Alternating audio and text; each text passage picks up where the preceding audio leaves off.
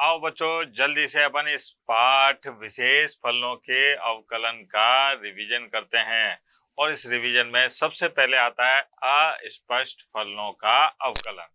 अस्पष्ट फलनों का अवकलन का मतलब कि अगर कहीं मान लीजिए ऐसा लिखा हुआ है कि sin x plus 3x plus 5, तो अपन इसको कह देंगे कि साहब ये फंक्शन ऑफ x है, यानी कि ये x का फलन।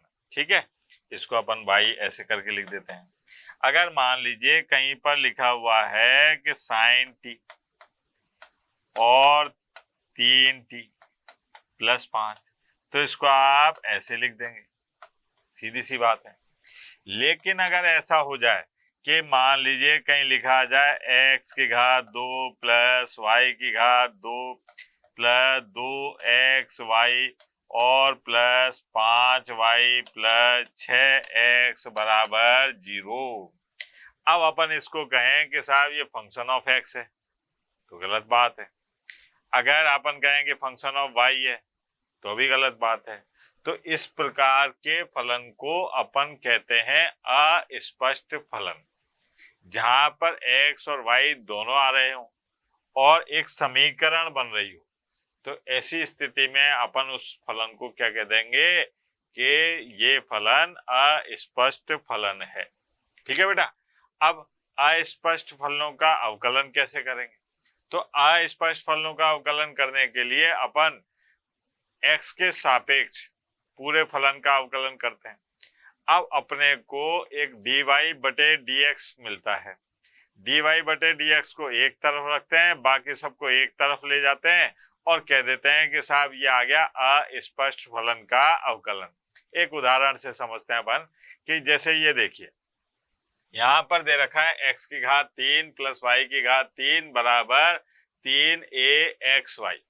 अपने को निकालना है dy बटे dx। तो अपन क्या काम करेंगे कि सबसे पहले बताएंगे कि भैया दिया है।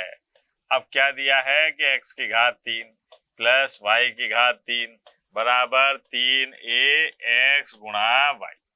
यहाँ पर लिखते हैं x के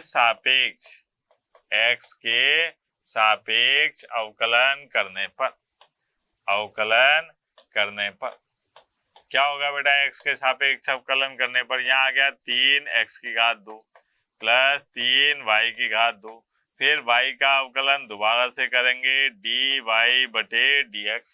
यहाँ पर 3a कांस्टेंट है, इसको छोड़ा, x को छोड़ा, y का अवकलन आ गया dy बटे dx प्लस y को छोड़ा, x का अवकलन आ गया 1।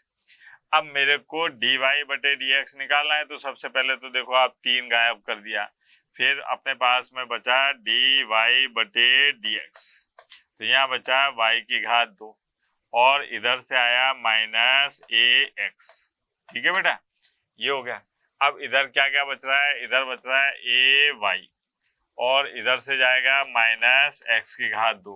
ये आ गया अपने पास में dy बटे dx बराबर ay माइनस x की घात 2 और y की घात 2 माइनस ax। ये आ गया अपने पास में अस्पष्ट फलन का अवकलन, जिसका मान निकालना था किसका? dy बटे dx का। ये रहा। ठीक है बेटा, आगे बढ़ते हैं। आगे अपने को दिखाई देगा प्रतिलोम त्रिकोणमितीय फलनों के अवकलन। अब प्रतिलोम त्रिकोणमितीय फलन आपको याद है 6 थे। कौन कौन से? Sign inverse x, cos inverse x, ten inverse x. तो यहाँ पर अपने को याद रखना है कि अगर मान लीजिए साइन इनवर्स एक्स का अपने को अवकलन करना है तो यह आएगा 1 बटे अंडर रूट और 1 माइनस एक्स स्क्वायर। यहाँ पर बात करिए अपन ने कॉस इनवर्स एक्स की, यह आएगा अपने पास माइनस 1 बटे under root 1 minus X square. फिर बात करिए अपन ने टेन इनवर्स एक्स की, तो टेन इनवर्स एक्स का अवकलन आएगा 1 बटे 1 प्लस एक्स की घात 2।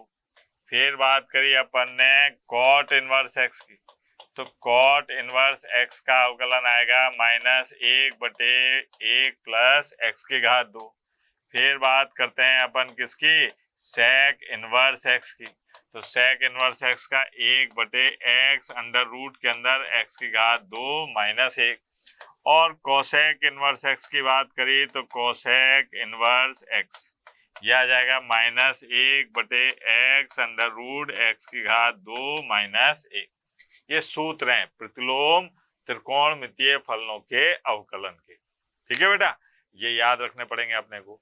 आगे चलते हैं अपन, अब कुछ उदाहरण देके देखते हैं। जैसे ये है साइन इनवर्स 3x, इसका अवकलन करना है। तो यहाँ पर देखिए अपने पास में कि y बराबर ये दे रखा है साइन इनवर्स 3x। ठीक है, अब x के सापेक्ष अवकलन करा तो x के सापेक्ष अवकलन करने पर क्या हो जाएगा बेटा, ये आ गया dy/dx और यहाँ पर है 1/अंडर रूट के अंदर 1-3x⁻² और 3x का भी अवकलन करना पड़ेगा। तो यहाँ पर आ गया 3x। अब देखिए आपके dy/dx यह आया अपने पास में 1/अंडर रूट के अंदर आ गया 1-9x⁻² और 3x का अवकलन क्या हो जाएगा 3, तो यहाँ आ गया अपने पास में 3। ये हो गया साहब। ये देखे आप दूसरा भी देख लो, ये है अपने पास में कॉट इनवर्स √x। क्या है बेटा, कॉट इनवर्स √x। तो यहाँ पर अगर मान लीजिए इसका अपने को ऐसे अवकलन करना है साहब, कॉट इनवर्स √x, तो सबसे पहले 1/1 + √x⁻², फिर जिसको मानते हैं उसका अवकलन जलूल करते हैं। ये देखो आप, तो यहाँ पर आ गया 1/1 + x और इसका क्या हो जाएगा 1/2 √x। तो ये आ गया अपने पास में 1/2 √x और 1 + x। ये हो गया। ये प्रतिलोम त्रिकोणमितीय फलनों के अवकलन इस प्रकार से करेंगे। आगे चलते हैं, अवकलन के लिए उपयोगी त्रिकोणमितीय रूपांतरण। इसका मतलब यह है कि अवकलन के अंदर जो उपयोगी त्रिकोणमितीय सूत्र हैं वो काम में आएंगे, वो देखते हैं अपन। जैसे sin 2x के दो फॉर्मूले होते हैं। क्या, sin 2x बराबर होता है 2 sin x cos x, एक होता है 2 tan x बटा 1 + tan²x। cos 2x के कितने 4 फॉर्मूले होते हैं। पहला होता है cos² - sin²x, दूसरा होता है 1 - 2 sin²x, तीसरा होता है 2 cos²x - 1, चौथा होता है 1 - tan²x बटे 1 + tan²x। tan 2x का एक ही फॉर्मूला होता है 2 tan x बटे 1 - x⁻²। ठीक है बेटा। sin 3x का फॉर्मूला क्या होता है 3 sin x - 4 sin³x। cos 3x का फॉर्मूला क्या होता है 4 cos³ - 3 cos x। tan 3x का फॉर्मूला क्या होता है 3 tan x - tan x³ बटे में 1 - 3 tan²x। ठीक है बेटा। अब आगे बात करिए अपन ने, आगे अपने को दिखाई दिया कि ये कुछ सूत्र हैं प्रतिलोम त्रिकोणमितीय फलन के जो अपने को याद होनी चाहिए। ये वाली बात अपने को याद है कि सीधी टक्कर होती है तो कट जाते हैं और क्या बचता है x बचता है। tan x + y और tan x - y, tan x + y का फॉर्मूला होता है tan x + tan y बटे में 1 - tan x × tan y। ऐसे ही tan x - y का होगा tan x - tan y और बटे में 1 + tan x tan y। Sine inverse -x, ये सूत्र अपन ने पढ़े रखे हैं। क्या है साहब, साइन इनवर्स -x बराबर होता है माइनस साइन इनवर्स x के। tan इनवर्स -x बराबर होता है माइनस tan इनवर्स x के। cos इनवर्स -x बराबर होता है pi minus cos inverse x के। अब ये काम में आता है बहुत ज्यादा, tan inverse x + tan inverse y, ये बराबर होता है किसके tan inverse x + y 1 - xy के। ऐसे ही tan inverse x - tan inverse y बराबर होगा tan इनवर्स x - y और बटे में 1 + x × y। यहाँ पर xy का मान 1 से छोटा होना चाहिए, यहाँ xy का मान -1 से बड़ा होना चाहिए, क्योंकि बटे में 0 नहीं बनना चाहिए। ठीक है बेटा। अब ये देखिए आप 2 tan इनवर्स x में ये फॉर्मूला ऐसे भी आ सकता है कि tan इनवर्स 2x और बटे में 1 - x⁻²। साइन इनवर्स के रूप में है तो साइन इनवर्स 2x बटे 1 + x⁻²। कॉस इनवर्स के रूप में है तो कॉस इनवर्स 1 माइनस एक्स की घात 2 बटे में 1 प्लस एक्स की घात 2। ऐसे ही 2 साइन इनवर्स एक्स का फॉर्मूला होता है sine inverse 2x under root के अंदर 1 minus X square. 2 cos inverse x का फॉर्मूला होता है cos inverse 2x square minus 1। ये सब सूत्र हैं जो आपको याद करने हैं, ठीक है। अब साहब आगे बढ़ते हैं। एक ये भी है, देखो आप 3 साइन इनवर्स एक्स का फॉर्मूला क्या होगा अपने पास में, sine inverse 3x minus 4x की घात 3। 3 कॉस इनवर्स एक्स का क्या होगा, कॉस इनवर्स 4x की घात 3 minus 3x। 3 ten inverse x का क्या होगा, tan inverse 3x minus x की घात 3 1 माइनस 3x स्क्वायर। अब यहाँ पर ये है कि sine inverse x plus cos inverse x equal to pi बटा 2, tan inverse x plus cot inverse x equal to pi बटा 2, sec inverse x plus cosec inverse x equal to pi बटा 2। ये सूत्र भी हैं तो आगे चल के सवाल भी बन जाते हैं। मान लीजिए इनमें से कोई सवाल आ गया अपने पास में कि सिद्ध कीजिए कि ये लिखते हैं, यहाँ पर ऐसे लिख देते हैं कि भैया इसको सिद्ध करना है। मान लीजिए अपने को ये पहला है सिद्ध कीजिए, तो अपने को क्या काम करना पड़ेगा सिद्ध कीजिए के लिए, देखें साहब कि सबसे पहले तो आप यहाँ पर इस छोटे वाले को मान लो। यहाँ पर क्या काम करा मैंने, माना, क्या माना कि साइन इनवर्स एक्स बराबर क्या है, थीटा। तो एक्स बराबर क्या आ जाएगा, साइन थीटा। ये आ गया साहब। अब यहाँ पर अंग्रेजी में लिख देते हैं वी नो दैट, हम जानते हैं कि। अब चाहे जानो चाहे मत जानो लेकिन लिख दो। क्या जानते हो साहब, अभी देखा अपन ने कि साइन 3 थीटा बराबर होता है 3 साइन थीटा और माइनस 4 साइन की घात 3 थीटा। सीधी सी बात। अब अपन ने यहाँ पर साइन थीटा का मान रख दिया, जो देखो आप क्या था साइन थीटा का मान, अरे x था तो ये लिख दिया 3x माइनस 4x की घात 3। तो 3 थीटा बराबर आ गया साइन इनवर्स और 3x माइनस 4x की घात 3, ये हो गया। अब 3 और थीटा की जगह मान लग दिया अपन ने 3 साइन इनवर्स x और साइन इनवर्स यहाँ पर आ जाएगा 3x माइनस 4x की घात 3। ये हो गया साहब इति सिद्धम सूत्र।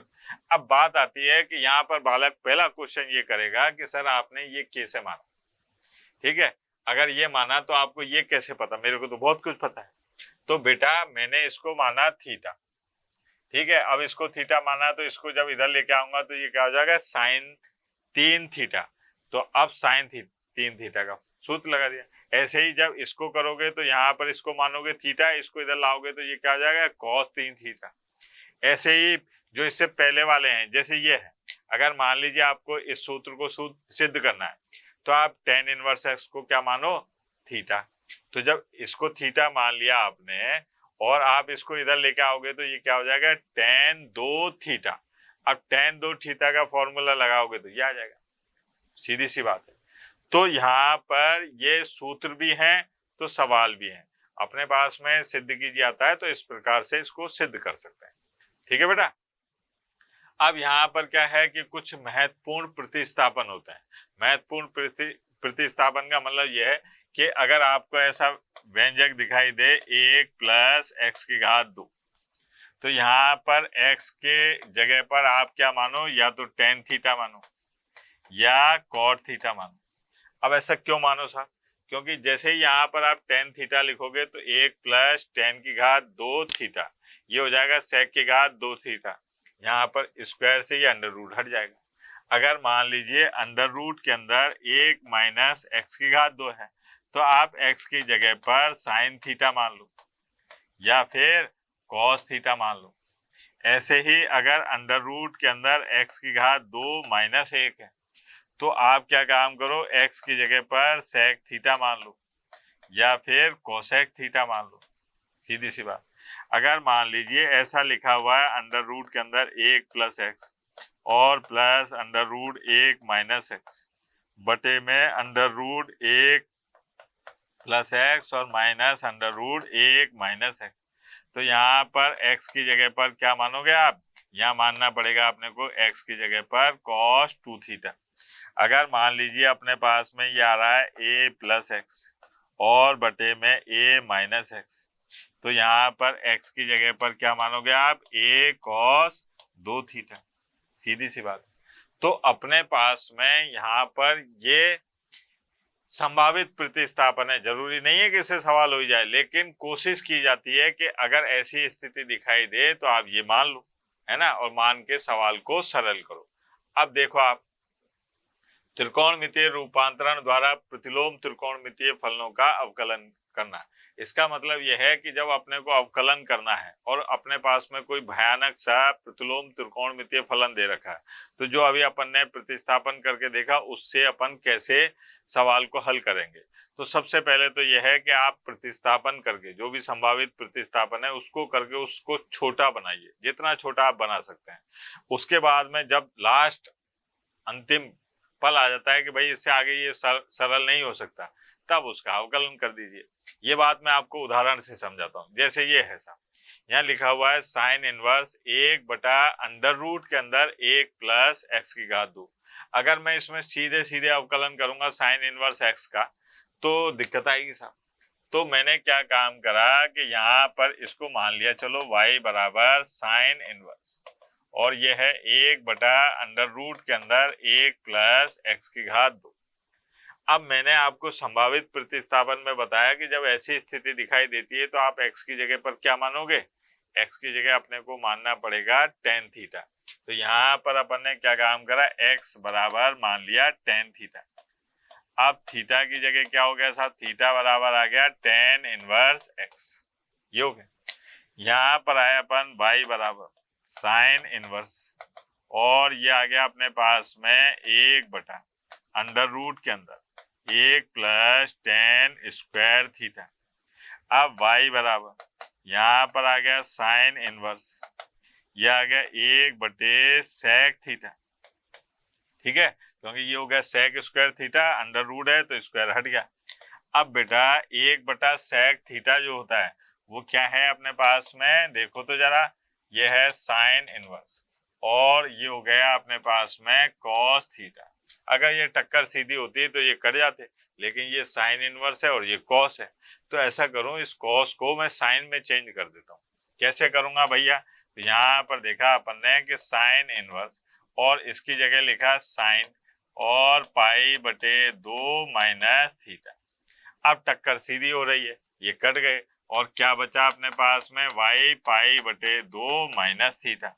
और थीटा का मान तो आपको याद है बेटा, क्या था थीटा का मान, tan इनवर्स x, यहां से लिख दिया साहब। अब क्या काम करा मैंने, x के सापेक्ष अवकलन करने पर, x के सापेक्ष अवकलन करने पर, सापेक्ष अवकलन करने पर क्या हो जाएगा, यहाँ पर आ गया dy/dx, π/2 का अवकलन हो गया 0, और इसका हो गया 1/1 प्लस एक्स की घात 2। तो ये आ गया अपने पास में -1/1 प्लस एक्स की घात 2। ठीक है बेटा, एक उदाहरण से अगर बात समझ में नहीं आई तो एक और देखो साहब।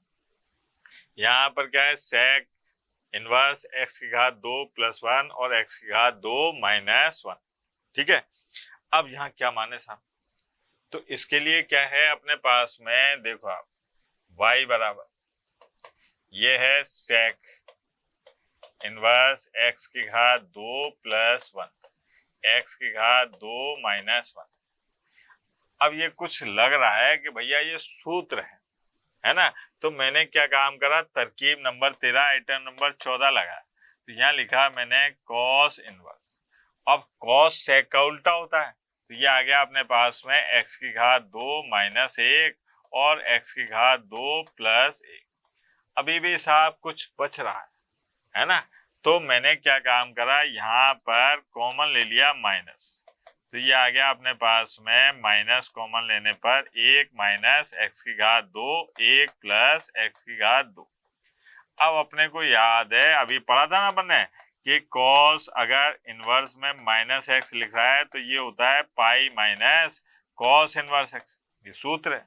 तो यहाँ पर ये लगाया तो ये आ गया y बराबर पाई माइनस और कॉस इनवर्स, और ये आ गया 1 - एक्स की घात 2 1 + एक्स की घात 2। अगर आपको डायरेक्ट याद हो तो ये 2 tan इनवर्स x का सूत्र है, लेकिन अपने को तो याद नहीं है भैया, अपन ने तो ऐसा कोई फॉर्मूला नहीं याद किया। तो अपन क्या काम करते हैं, यहाँ पर मान लेते हैं, माना x बराबर tan थीटा, तो बेटा थीटा बराबर क्या आ जाएगा, tan इनवर्स x, ये आ गया। अब यहाँ पर मैंने मान रखा तो ये आ गया पाई माइनस कॉस इनवर्स और 1 माइनस tan की घात 2 और 1 प्लस tan की घात 2 थीटा, ये आ गया अपने पास में y बराबर pi minus cos inverse cos 2 theta. अरे टक्कर सीधी हो रही है तो ये कट गए और क्या बचा, पाई माइनस 2 थीटा। अब y बराबर पाई और माइनस 2 थीटा की जगह आ गया tan इनवर्स x। अब x के सापेक्ष अपन ने क्या काम करा, अवकलन कर लिया इसका। x के सापेक्ष अवकलन करने पर x के सापेक्ष अवकलन करने पर यह आ गया dy बटे dx, पाई का 0 माइनस 2 बटे 1 प्लस x की घात 2, यह आ गया। तो यहाँ पर जो संभावित प्रतिस्थापन थे उनका उपयोग करके प्रतिलोम त्रिकोणमितीय फलन का अवकलन इस प्रकार से ज्ञात किया जाता है। ठीक है बेटा, आगे देखो। अब चार घातांकी और लघुगण की, अब चर घातांकी और लघुगण की क्या है साहब, तो चर घातांकी है अपने पास में ये a की घात x, e की घात x, ये सब क्या है चर घातांकी, यानी कि चर के ऊपर अचर के रूप में घात होती है तो उसको कहते हैं चर घातांकी। ठीक है बेटा, लॉग के बारे में आप अच्छे तरह से जानते हो, लघुगणक क्या होता है, ये log x बेस e, ये लघुगणक है। ठीक है, कुछ ऐसे भी कह देते हैं कि log x बेस a, है ना, log x बेस 10, ये सब क्या है लघुगणक। जब लघुगणक और चर घातांकी इनके अवकलन के बारे में पढ़ने से पहले अपन समझ लें कि चर घातांकी फलन जो है वो किस प्रकार से काम करता है। तो चर घातांकी फलन के लिए अगर आप ये मान के चलिए कि a की घात x या b की घात x है, तो इस प्रकार का फलन जब b का मान 1 से ज्यादा हो तो अपन कहते हैं ये चर घातांकी फलन है। लेकिन अगर b का मान e है तो ऐसी स्थिति में अपन इसको कहेंगे नेचुरल चर घातांकी। क्या कहेंगे, नेचुरल चर घातांकी। अगर आधार का मान यानी कि b का मान 10 है तो अपन इसको कहेंगे साधारण चर घातांकी फलन। अब इसमें ग्राफ बनाते हैं। ग्राफ बनाने में आप देखिए कि अगर मान लीजिए b की घात x है और b का मान 1 से बड़ा है तो ये ग्राफ इस प्रकार से बनेगा। और अगर यहाँ पर b की घात x है और b का मान जो है 0 और 1 के बीच में है तो ये ग्राफ इस प्रकार से आएगा। ठीक है बेटा, आगे देखते हैं। चर घातांकी फलन के अंदर कुछ विशेषताएं होती हैं। पहली विशेषता है कि चर घातांकी फलन प्रांत, चर घातांकी फलन का जो प्रांत होता है वो वास्तविक संख्याओं का समुच्चय r होता है, यानी कि उसमें जो x के मान रखे जाएंगे वो वास्तविक संख्याओं के समुच्चय में से रखे जाएंगे। चर घातांकी फलन का परिसर सभी धनात्मक वास्तविक संख्याओं का समुच्चय होता है। बिल्कुल सही है कि आप जब भी वास्तविक संख्या मतलब अपन किसी का घात निकालते जाएंगे तो जो आपको मान प्राप्त होगा वो कैसा होगा, धनात्मक मान प्राप्त होगा। यहाँ पर तीसरा है कि बिंदु 0,1 सदैव चर घातांकी फलन पर स्थित होता है। ठीक है साहब। फिर चौथी बात, x के प्रत्येक अत्यधिक बड़े ऋणात्मक मान तथा b का मान अगर 1 से बड़ा है तो इस प्रकार के चर घातांकी फलन का मान 0 के सन्निकट होता है, अर्थात 0 की ओर अग्रसर होता है। ठीक है बेटा, ये याद रखने वाली बात है। एक और देख लो आप, एक और दे रखा है इसकी विशेषता क्या है, चर घातांकी फलन जिसका आधार 1 से अधिक हो वो सदैव एक वर्धमान फलन होता है। वर्धमान फलन का मतलब जिसका मान बढ़ता जाता है, जैसे जैसे हम बाएं से दाएं की तरफ बढ़ेंगे वो ग्राफ क्या करता जाएगा, ऊपर की तरफ बढ़ता जाएगा। ठीक है बेटा। अब लघुगणकीय फलन, लघुगणकीय फलन में क्या है अपने पास में कि यहाँ पर याद करिए दो प्रकार के लघुगणक होते हैं, एक जिनका आधार ई होता है और एक जिनका आधार 10 होता है। जो आधार ई होता है उसको कहते हैं अपन नेचुरल लघुगणक और जिनका आधार 10 होता है उसको कहते हैं साधारण लघुगणक। अब बात करते हैं अपन कि यहाँ पर जो लघुगणक का प्रांत होता है वो हमेशा कैसा होगा, धनात्मक वास्तविक संख्या होगी और जो मान प्राप्त होगा वो कोई सी भी वास्तविक संख्या प्राप्त होती है। इसको अपन ऐसे लिख सकते हैं, पढ़ते कैसे हैं, log x आधार b, ये बराबर अगर y के है तो इसका जब एंटी लॉग यानी कि प्रति लघुगणक लेंगे तो b की घात y बराबर x होगा। अगर अपन इसमें ग्राफ खींचने जाते हैं और आधार का मान 1 और 0 के बीच में है तो इसका ग्राफ इस प्रकार से आएगा, और अगर आधार का मान 1 से बड़ा है तो लघुगणक का जो ग्राफ आएगा वो इस तरीके से आएगा। ठीक है बेटा, कुछ लघुगणक की विशेषताएं भी हैं साहब। विशेषताएं क्या हैं कि लघुगणक का प्रांत हमेशा धनात्मक वास्तविक संख्या होती है। लघुगणक फलन का परिसर जो है वो वास्तविक संख्याओं के समुच्चय से दर्शाया जाएगा। लघुगणकीय फलन जिसका आधार 1 से अधिक होता है वह सदैव वर्धमान होता है। बिल्कुल सही बात है। जैसे जैसे हम बाएं से दाएं की ओर चलते जाएंगे आलेख ऐसे ऊपर उठता जाएगा। शून्य के सन्निकट वाले x के log x के मानों को दी हुई वास्तविक संख्याओं से कम किया जा सकता है। ये कोई ज्यादा इंपॉर्टेंट चीज नहीं है। बिंदु 1,0 सदैव लघुगणकीय फलन पर स्थित होगा। बिल्कुल सही है। यहाँ पर फलन फंक्शन ऑफ x e की घात x तथा फंक्शन ऑफ ये जो है ना ln x, इसका मतलब होता है log x के आलेख रेखा y बराबर x में परस्पर दर्पण प्रतिबिंब होते हैं। एक दूसरे को दर्पण में देखने पे जैसे दिखाई देता ना वैसे दिखाई देंगे अपने पास में। ठीक है बेटा, आगे बात करते हैं। इसकी कुछ विशेष प्रॉपर्टी यानी कि गुणधर्म होते हैं। जैसे log m गुणा n ये बराबर होता है log m plus log n। यहाँ आधार क्या दे रखा है, a दे रखा है ना। यहाँ पर m का मान भी 0 से बड़ा है, n का मान भी 0 से बड़ा है, a का मान भी 0 से बड़ा है, लेकिन a का मान 1 नहीं है। अगर मान लीजिए log x बेस a दे रखा है और अपने को आधार परिवर्तन करना है तो क्या काम करेंगे अपन कि साहब log e base a log x base e, है ना। आधार परिवर्तन का ये सूत्र लगा दिया अपन ने। यहाँ पर अपने पास में log m बटा n है और आधार a है या कोई भी आधार होता है तो ऐसी स्थिति में क्या लिखते हैं, उनको अलग अलग अंतर के रूप में लिख देते हैं, log m minus log n। ऐसे ही log m की घात n है, आधार a है, तो ऐसी स्थिति में घात क्या आ जाता है, आगे आ जाती है।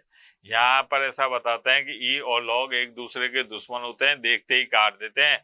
अगर e की घात log x बेस e है, मतलब यहाँ पर कुछ भी हो सकता है। अगर यहाँ पर ऐसे है कि ये और ये log x और ये a, तो अगर ये दोनों सेम है ना, एक जैसे हैं, तो ये काट देंगे और इसका मान क्या बचेगा, सीधे सीधे से x बचेगा। अगर यहाँ पर बात करिए अपन ने कि log x बेस a, तो यहाँ आधार परिवर्तित हो रहा है यानी कि इसके आधार को e लिखा जा रहा है ना। तो ऐसी स्थिति में क्या काम करेंगे, जो करना है वो कर दो, उसके बाद में सजा भुगतो। ठीक, फिर उसके बाद में log m बेस n है। अगर मान लो आधार को संख्या से बदलना है तो इस प्रकार से बदल सकते हैं कि देखिए आपने m और n को बदल दिया। ऐसे ही log 10 और आधार 10, यानी कि अगर कहीं पर ये लिखा हो कि साहब log a, ये दोनों आधार और संख्याएं अगर बराबर होती हैं तो ऐसी स्थिति में इसका मान क्या हो जाता है, 1 हो जाता है। ठीक है, ये देखो आप, अब log a 1 का मान हमेशा क्या होगा, यानी कि किसी भी आधार के लिए जो 1 का मान है वो हमेशा क्या आएगा, log 1 का मान 0 होगा। ठीक बेटा, आगे बढ़ते हैं। अब ये कुछ महत्वपूर्ण प्रमेय हैं, ये अपने को याद है। e की घात x का अवकलन क्या होता है, e की घात x। log x का अवकलन क्या होता है, 1 बटा x। बस इतना याद रखना है कि log x का अवकलन 1 बटा x तब होता है जब उसका आधार e होता है। ठीक है बेटा, हाँ भाई। अब जैसे ये है e की घात अंडर रूट cot x। अब अपने से कहा जा रहा है कि ये चरघातांकी फलन है, इसका अवकलन ज्ञात करो। तो यहाँ पर क्या काम करा मैंने, देखो y बराबर ये दे रखा है e की घात अंडर रूट cot x। अब अवकलन करने आया तो x के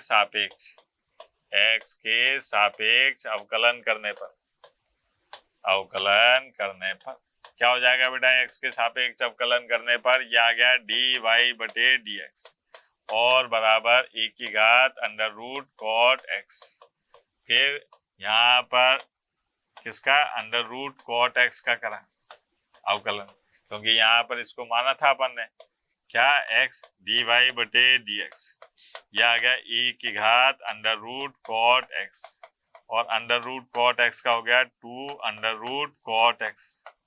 ठीक है बेटा, अब जिसको मानते हैं उसका अवकलन जलूल जलूल करते हैं। अब यहाँ किसको माना? कॉट एक्स को। अब कॉट एक्स का अवकलन क्या हो जाएगा जरा बताओ? माइनस के कोसेक स्क्वायर एक्स, तो ये आ गया अंडर रूट कॉट एक्स और साहब माइनस कोसेक स्क्वायर एक्स और बटे में 2 अंडर रूट कॉट एक्स। ये आ गया साहब इसका। ठीक है बेटा, आगे बढ़ो। लघुगणकीय अवकलन। लघुगणकीय अवकलन का मतलब यह है कि लघुगणक के जब अवकलन काम में लिए जाएंगे तो यहाँ पर क्या है, अगर मान लीजिए कहीं आप फंस जाते हैं, जैसे चर की घात चर आ जाता है ना, तो बगैर लॉग की मदद लिए आप उनका अवकलन नहीं कर सकते। तो लघुगणकीय फलनों को उदाहरण से समझाता हूं मैं इस बात को कि यहाँ पर देखिए आप, ये दो फलन दे रखे हैं अपने को, log x की घात log x, ये है चर की घात चर, ऐसा आ जाए। जैसे आप अंतर समझिए कि कहीं पर लिखा हुआ है अपने पास में कि x की घात n, कहीं लिखा हुआ है n की घात x, कहीं लिखा हुआ है n की घात n और कहीं लिखा हुआ है x की घात x। ये चार प्रकार से अपन फलन बता सकते हैं। इसका अवकलन अपन निकाल सकते हैं x की घात n का n x की घात n माइनस 1, इसका अवकलन निकाल सकते हैं। ये चरघातांकी फलन है n की घात x log n base e, ये n की घात n यानी कि अचर पद है, इसका अवकलन 0 हो जाएगा। यहाँ आते ही दिक्कत आएगी, तो यहाँ आते ही अपने को क्या लॉग की याद आएगी। अब लॉग की याद आएगी तो अपन ये उदाहरण करके बताते हैं। देखिए आप यहाँ पर दिया है, क्या दिया है बेटा? ये है y बराबर log x और साहब इसकी घात भी log x। तो सबसे पहले क्या काम करेंगे, दोनों पक्षों का log ले लेंगे। दोनों पक्षों का log लेने पर अब दोनों पक्षों का log लेने पर क्या हो जाएगा, log y, है ना। और साहब यहाँ पर log और ये आ गया log x और इसकी घात में भी log x, है ना। आधार ई लगाते चलना, मास्टर लगाना भूल जाए कोई दिक्कत नहीं है, आपको जरूर लगाना है।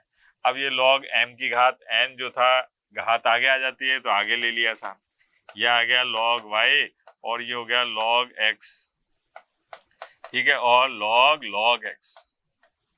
अब यहाँ पर इसका अवकलन करने गए तो यहाँ आया अपने पास में कि differential with respect to x, इसका मतलब यह है x के सापेक्ष अवकलन करने पर log y का डिफरेंशियल होगा 1/y dy बटे dx। यहाँ पर छोड़ो पकड़ो नियम लगाया, पहले को छोड़ा दूसरे का अवकलन, तो ये होगा log x, फिर log x का अवकलन क्या होगा 1/x, फिर log x को छोड़ा, log x को छोड़ा और अवकलन करा log x का 1/x। ये देखो आप, ये तो कट गए, क्या बचा 1/x, तो ये आ गया dy बटे dx और y का गुणा हो रहा है और यहाँ पर क्या बच रहा है 1/x और प्लस 1/x log x, है ना। फिर यहाँ से अपन ने क्या काम करा, इस y का मान रख दिया।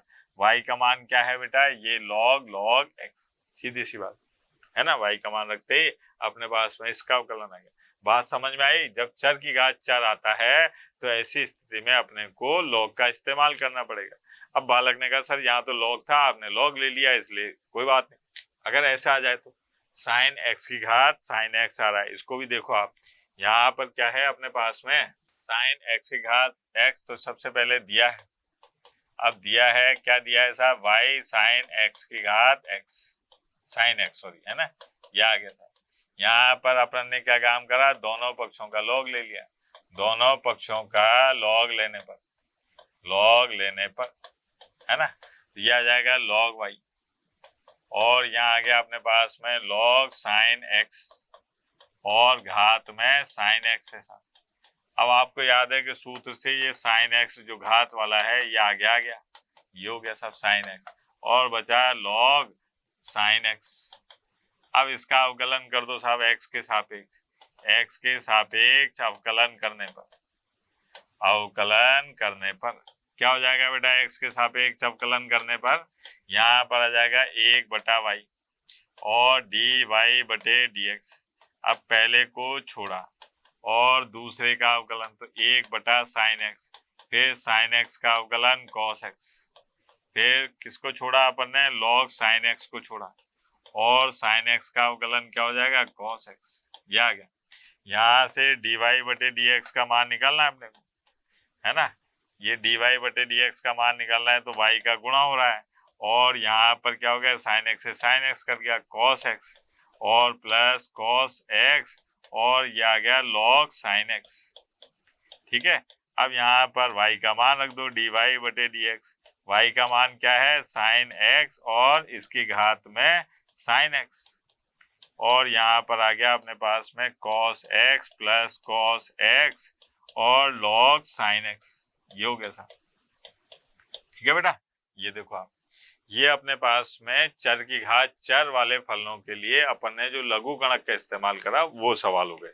और देखिए आप, यहाँ पर आए प्राचलिक फलनों के अवकलन। अब प्राचलिक फलनों के अवकलन, तो यहाँ पर क्या होगा कि x का मान भी अपने को t की टर्म पदों में दे रखा है, y का मान भी अपने को t के पदों में दे रखा है, और अपने से कहा जा रहा है कि साहब dy बटे dx निकालो। मतलब प्राचलिक समीकरण दे रखी है x और y, और दोनों फलन अलग अलग हैं। तो यहाँ पर आपको याद है, इस प्रकार के समीकरण को प्राचलिक समीकरण कहते हैं, और ये जो t है इसको क्या कहेंगे, प्राचल कहेंगे। और अपने से कहा जाएगा कि dy बटे dx निकालो। तो अब वो कैसे निकालेंगे साहब, एक निकाल के देखते हैं। यहाँ पर क्या है अपने पास में, देखो x दे रखा है t के पदों में, y भी t के पदों में, और कह रहे हैं कि dy बटे dx ज्ञात करो। तो देखते हैं साहब क्या क्या दिया है। ये आया अपने पास में, दिया है कि x बराबर a cos की घात 3t, इसको कह दिया समीकरण नंबर 1। एक है y बराबर a sin की घात 3 और t, इसको कह दिया समीकरण नंबर 2। अब यहाँ पर t के सापेक्ष अवकलन करने पर क्या हो जाएगा बेटा, यह आ गया dx बटे dt, और यहाँ आ जाएगा 3a cos स्क्वायर t, फिर cos t का माइनस sin t। यहाँ पर आ गया dx बटे dt, और ये बन गया माइनस के 3a cos की घात 2t sin t। इसको नंबर दे दिया अपन ने समीकरण नंबर 3। इसी प्रकार से यहाँ पर करो आप t के सापेक्ष अवकलन। t के सापेक्ष अवकलन क्या हो जाएगा बेटा, इसका अवकलन यह आएगा dy बटे dt, और ये आ जाएगा 3a sin स्क्वायर t, और sin t का क्या हो जाएगा, cos t। इसको नंबर दे दिया अपन ने 3। अपने को निकालना है dy बटे dx। तो यहाँ पर क्या काम करें कि समीकरण 4 में भाग लगाएं किसका, समीकरण 3 का। तो देखो आप, dy बटे dt में भाग लगाया अपन ने dx बटे dt का, तो क्या मिलेगा अपने को कि 3a sin square t cos t, है ना, और बटे में माइनस 3a cos की घात 2t sin t। अब काट पीट करी तो यहाँ पर तो आ गया dy बटे dx बराबर माइनस। अब देखो आप, 3 से 3, a से a, स्क्वायर से ये, cos स्क्वायर से ये, तो क्या बचा sin t बटे cos t, यानी कि tan t। ये आ गया सब आंसर। कितना आसान सा काम था। ठीक है, ये है प्राचलिक समीकरण जो दे रखी हो उनका अवकलज ज्ञात करना है, यानी कि dy बटे dx निकालना। आगे बढ़ते हैं। एक फलन का दूसरे फलन के सापेक्ष अवकलन निकालना। इसका मतलब यह है कि आपको एक फलन दे रखा है, दूसरा भी फलन दे रखा है, तो अपने को जैसे x के सापेक्ष अवकलन करते हैं ऐसे न करके उस फलन के सापेक्ष अवकलन करना है। इसका तरीका ये रहेगा कि सबसे पहले आप क्या काम करो, दोनों फलन का अलग अलग अवकलन कर लो, फिर जिस फलन का जिसके सापेक्ष अवकलन निकालना है वो लिख लो ऐसे करके। ठीक है, एक उदाहरण से ज्यादा अच्छे से समझ में आएगा। देखिए आप, अपने को यहाँ पर दे रखा है कि साहब ये दो फलन है, साइन की घात 2x का log x की घात 2 के सापेक्ष अवकलन करना है। अगर मैं यहाँ पर ऐसा करूं कि मान लूं, कैसे मानूं देखना जरा, कि मैंने मान लिया कि साहब ये y बराबर है साइन की घात 2x। ठीक है, इसको समीकरण 1 मान लिया, और यहाँ पर इसको माना है z की घात में है log x और इसकी घात 2। ये अब ये इसको कह दिया मैंने समीकरण 2। अब ये कह रहा है कि इसके सापेक्ष, यानी कि अपने को dy बटे dz निकालना है। क्या निकालना है? dy बटे dz।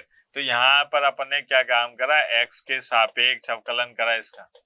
x के सापेक्ष अवकलन क्या हो जाएगा बेटा? dy बटे dx। ये आ जाएगा 2 sin x और sin x का अवकलन cos x। इसको नंबर दे दिया अपन ने 3। यहाँ पर भी देखो आप, यहाँ पर x के सापेक्ष अवकलन, x के सापेक्ष अवकलन। अब x के सापेक्ष अवकलन क्या आ जाएगा अपने पास में? dz बटे dx। तो ये आ जाएगा अपने पास में 2 log x और log x का अवकलन 1 बटा x। तो ये आ गया dz बटे dx बराबर 2 बटे x और log x। इसको नंबर दे दिया 4। अब अपने को निकालना है dy बटे dz। तो अपन क्या काम करेंगे कि समीकरण 3 में भाग लगा देंगे किसका? समीकरण 4 का। तो अपने पास में आएगा dy बटे dx और dz बटे dx। ये आ गया। अब बराबर आ जाएगा कैसे? dy बटे dx। तो ये आ गया 2 sin x और cos x। ठीक है, और बटे में 2 log x और जो बटे का x है वो पलटी मार के ऊपर आ गया, तो यहाँ लिख दिया साहब। अब क्या हुआ अपने पास में? dy बटे dz, ये आ गया x और ये सूत्र है किसका? sin 2x का, है ना। और बटे में ये आ गया 2 log x बेस।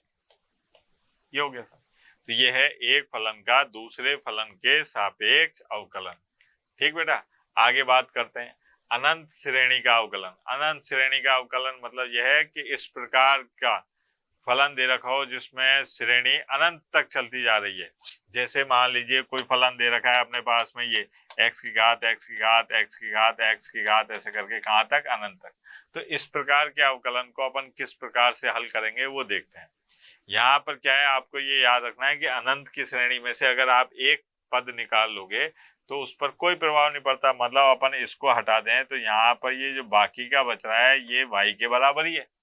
इसका इस्तेमाल करते हुए अपन अनंत श्रेणी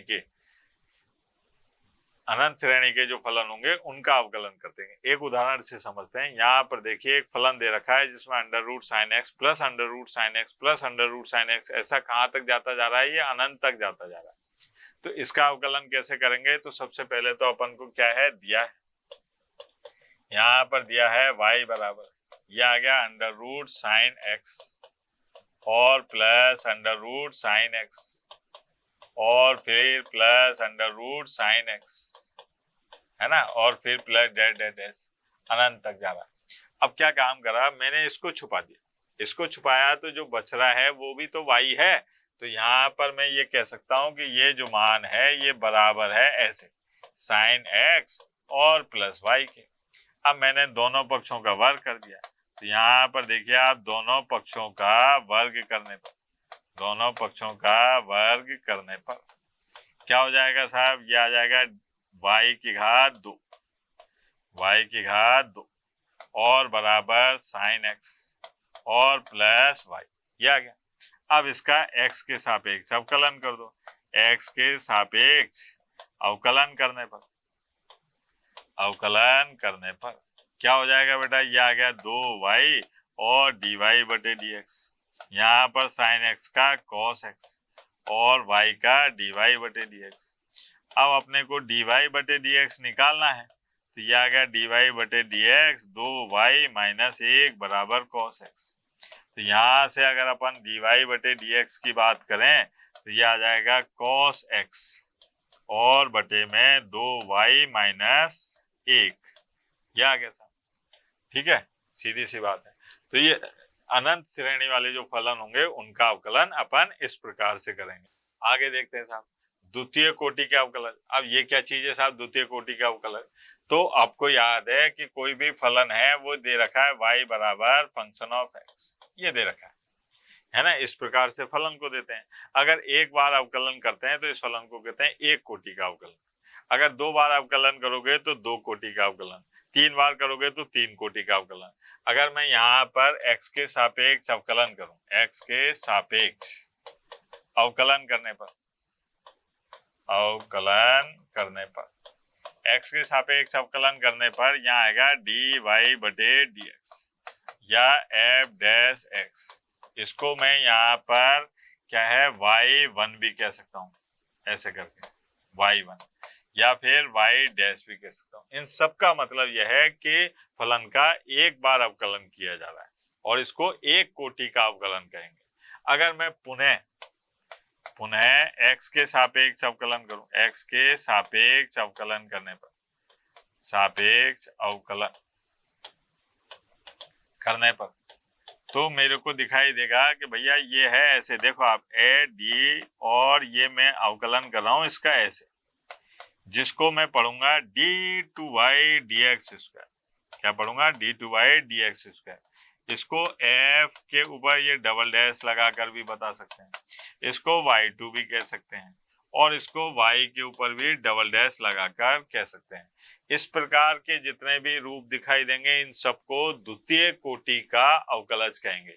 ये क्या कहलाएगा? द्वितीय कोटि का अवकलज। यानी कि अगर एक फलन का दो बार अवकलन किया जाता है तो इस प्रकार के फलन जो अवकलज प्राप्त होता है उसको कहते हैं द्वितीय कोटि का अवकलज।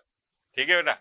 अब इसमें क्या है कि द्वितीय कोटि का अवकलज ज्ञात करने पर आधारित प्रश्न, इसमें अलग अलग 3 टाइप के प्रश्न दे रखे हैं। पहला प्रश्न यह है कि आपको एक फलन दे दिया और कहा कि साहब इसका द्वितीय कोटि का अवकलज ज्ञात करो, सीधा सिंपल सा, जैसे ये है। अब यहाँ पर अपने को क्या है, ये फलन दे दिया और कहा कि द्वितीय कोटि का अवकलज ज्ञात करो। तो देखो आप यहाँ पर सबसे पहले दिया है, क्या दिया है कि y बराबर है साइन लॉग x, या क्या था साइन लॉग x। अब इसमें अपने को अवकलन याद करना है तो x के सापेक्ष अवकलन करने पर क्या आएगा बेटा? y बराबर ये आ गया dy बटे dx और साहब cos log x, और log x का अवकलन 1 बटा x। इस x को इधर ले आया मैं तो ये आ गया x dy बटे dx और बराबर ये आ गया अपने पास में cos log x। ठीक है। फिर इसको नंबर दे रखा है अपने 1, इसको नंबर दे दो 2।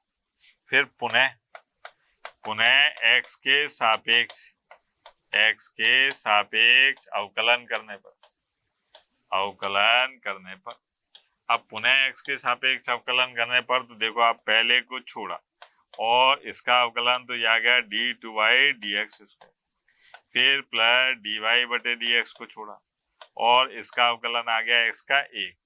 यहाँ पर क्या है cos x का माइनस साइन और log x का अवकलन 1 बटा x। ठीक है बेटा। इस x को इधर लाए तो ये आ गया x की घात 2 D two Y D X की घात 2 और प्लस यहाँ पर x डी वाई बटे डी एक्स। और अगर इसको ध्यान से देखो तो ये क्या है y है तो ये आ गया माइनस वाई। अब अपने को मान निकालना है D two Y D X square. ये देखो आप ये रहा सारा का सारा मान। तो यहाँ पर अपने पास में ये इक्वेशन क्या आ जाएगी, x की घात 2 D two Y D X की घात 2 प्लस x डी वाई बटे डी एक्स और प्लस y बराबर 0। ये आ गया साहब अपने पास में द्वितीय कोटि का अवकलन। ठीक है बेटा। आगे देखते हैं। अगर मान लीजिए आपको प्राचलिक समीकरण दे रखी है, ठीक है, और अपने से कहा जाए कि इस प्राचलिक समीकरण की मदद लेते हुए इसमें कोई ना कोई शर्त देगा, इसका द्वितीय कोटि का अवकलज ज्ञात करो, तो वो कैसे ज्ञात करेंगे वो देखो, एक उदाहरण से समझते हैं। ये अपने पास में 2 प्राचलिक समीकरण दे रखी हैं और कहा जा रहा है कि इसका द्वितीय कोटि के अवकलज का मान ज्ञात करो जबकि थीटा बराबर कितना हो, पाई बटा 2। अब यहीं पर अपन थीटा बराबर पाई बटा 2 नहीं रखेंगे, लास्ट में रखेंगे, अंत में जब बिल्कुल लास्ट में पहुंच जाएंगे। देखते हैं कि यहाँ पर सबसे पहले है दिया है, क्या दिया है बेटा कि x बराबर ये है a theta plus sine theta, है ना। ये है समीकरण नंबर 1। एक है y बराबर a 1 माइनस कॉस थीटा, ये है समीकरण नंबर 2। यहाँ पर थीटा के सापेक्ष अवकलन क्या हो जाएगा डी एक्स बटे डी थीटा, ये हो जाएगा ए और 1 प्लस कॉस थीटा। ठीक है, ये हो गई समीकरण नंबर 3। यहाँ पर भी थीटा के सापेक्ष अवकलन, थीटा के सापेक्ष अवकलन क्या होगा बेटा, ये थीटा के सापेक्ष अवकलन ये आ जाएगा डी वाई बटे डी थीटा, और यहाँ पर आएगा अपने पास में ए 1 का ये माइनस ये आ गया साइन थीटा। ये हो गई समीकरण नंबर 4। अब अपने को डी वाई बटे डी एक्स निकालना है, तो समीकरण 4 में भाग लगा दिया अपन ने समीकरण किसका 3 का, तो यहाँ आ गया डी वाई बटे डी एक्स और बराबर ये हो जाएगा ए साइन थीटा और बटे में ये आ गया ए 1 प्लस कॉस थीटा। अब इसको सरल करें, ए से ए कट गया, यहाँ पर आ गया डी वाई बटे डी एक्स बराबर, इसको देखो ध्यान से, तो ये आ गया अपने पास में 2 साइन थीटा बटे 2 कॉस थीटा बटे 2। यहाँ पर कॉस 2 थीटा का फॉर्मूला लगाया 2 कॉस स्क्वायर थीटा बटे 2 माइनस 1। ये देखो आप 1 से 1 कटा, 2 से 2 कटा, कॉस से ये कट गया, तो क्या बचा अपने पास में डी वाई बटे डी एक्स का मान आ गया अपने पास में डी वाई बटे डी एक्स बराबर आ गया tan थीटा बटे 2। अब अपने को क्या काम करना है कि इसका पुनः x के सापेक्ष अवकलन करना है, x के सापेक्ष अवकलन करने पर, क्योंकि अपने को मान निकालना है d2y dx स्क्वायर का, है ना। अब थीटा के सापेक्ष नहीं करेंगे, सापेक्ष अवकलन करने पर क्या दिखाई देगा बेटा, ये आ जाएगा d2y dx स्क्वायर, यहाँ आ जाएगा tan थीटा बाई 2 का sec स्क्वायर थीटा बटे 2 और थीटा बटे 2 का 1 बटे 2, फिर डी थीटा का भी तो आएगा बेटा डी थीटा बटे डी एक्स। अब यहाँ पर जो मान निकालना है वो देखो आप 1 बटा 2, ये है sec स्क्वायर थीटा बटे 2। अब डी थीटा बटे डी एक्स का मान कहाँ से निकालोगे आप, देखो आप समीकरण 1 से, और वो क्या है, ये तो डी एक्स बटे डी थीटा है, यहाँ पर इसका उल्टा कर दो, तो ये आएगा 1 बटे और a और 1 प्लस कॉस थीटा। ठीक है, अब थीटा की जगह आप कितना रखना है 90 डिग्री, तो जब थीटा का मान 90 डिग्री रखोगे तो देखो आप d2y और dx स्क्वायर, यहाँ पर थीटा का मान रखा अपन ने पाई बटा 2, तो ये आ गया 1 बटा 2 और sec स्क्वायर थीटा बटे 2 है, पाई बटे 2 यानी कि पाई बटे 4 हो जाएगा, और यहाँ पर देखें अपन 1 बटा a और 1 प्लस कॉस पाई बटा 2। अब कॉस पाई बटा 2 का मान कितना होता है 0, तो ये आ गया अपने पास 1 बटा 2, ये है अंडर रूट 2 का स्क्वायर 2 और 1 बटा a 1 प्लस 0। अब सरल करें साहब, 2 से ये 2 कट गया, आंसर आ गया 1 बटा a। ये हो गया प्राचलिक समीकरण का किसी शर्त के हिसाब से अगर द्वितीय अवकलज ज्ञात करना है तो अपन इस प्रकार से ज्ञात कर सकते हैं। ठीक है बेटा, आगे देखिए, अब परिणाम समीकरण को सत्यापित करने के लिए अपन द्वितीय कोटि के जो सवाल हैं उसको कैसे हल करेंगे। मतलब अपने को ये दे रखा है कि ये समीकरण है और इससे ये सिद्ध कीजिए, ऐसे वाले सवालों को कैसे सरल करते हैं तो वो भी देख लीजिए बेटा। ये है अपने पास में, ये दे रखा है कि एक समीकरण दे रखी है और कहा जा रहा है कि सिद्ध कीजिए कि ये बराबर 0 पे होता है। तो अपन क्या काम करते हैं, जो दिया है उसको देखो आप, दिया है क्या दिया है बेटा कि y बराबर log x, है ना, x प्लस अंडर रूट के अंदर x की घात 2 प्लस 1, ये आ गया। अब अपने को यहाँ पर x के सापेक्ष अवकलन करो, x के सापेक्ष अवकलन करने पर क्या मिलेगा साहब, x के सापेक्ष अवकलन करने पर dy बटे dx बराबर 1 बटा x प्लस अंडर रूट के अंदर x की घात 2 प्लस 1। ठीक है, फिर इसका अवकलन करेंगे तो x का अवकलन 1 और ये आ गया 1 बटा 2 अंडर रूट x की घात 2 प्लस 1। फिर इसका करेंगे तो ये आ गया 2x। ठीक है बेटा, 2 से ये 2 कट गया। अब इसको और सरल करा तो डी वाई बटे डी एक्स बराबर, यहाँ आ गया 1 बटा X plus under root X की घात 2 प्लस 1। ये 2 से 2 करने के बाद में यहाँ आया अंडर रूट एक्स की घात 2 प्लस 1 प्लस एक्स और बटे में अंडर रूट एक्स की घात 2 प्लस 1। ये हो गया, इससे ये भी कट गया। तो यहाँ पर डी वाई बटे डी एक्स ये अपने को मिला 1 बटा अंडर रूट एक्स की घात 2 प्लस 1। इसको अपन ने दे रखा है समीकरण नंबर 1, इसको कह दो आप समीकरण नंबर 2। अब क्या काम करें कि पुनः, अब यहाँ पे देखिए आप इस प्रकार के प्रश्न को हल करने के लिए आप ये जो बटा है ना इसको इधर ले आओ। तो यहाँ पर आ गया ये अपने पास में अंडर रूट के अंदर एक्स की घात 2 प्लस 1 और डी वाई बटे डी एक्स, ठीक है, और बराबर ये आ गया। अब पुनः अवकलन करो साहब, पुनः x के सापेक्ष अवकलन करने पर क्या मिलेगा साहब? पुनः x के सापेक्ष अवकलन करने पर इसको छोड़ा, अंडर रूट x की घात 2 प्लस 1 को छोड़ा, यह आ गया d2y dx स्क्वायर, फिर प्लस अब dy बटे dx को छोड़ा और अवकलन करा किसका? इसका, तो यह आएगा 1 बटा 2 अंडर रूट एक्स की घात 2 प्लस 1 और फिर इसका 2x और 1 का अवकलन 0। अब 2 से ये 2 कट गया, देखो आप इसको इधर लाओ, एलसीएम लो, तो ये आ जाएगा x की घात 2 प्लस 1 और d2y dx की घात 2, फिर प्लस x और dy बटे dx और बराबर 0। ये आ गया साहब हैंस प्रूफ इति सिद्धम, मतलब द्वितीय कोटि के उस प्रकार के सवाल जिसमें अपने को परिणाम दे रखा है और उसको हल करके अपने को सिद्ध करना है। ठीक है बेटा।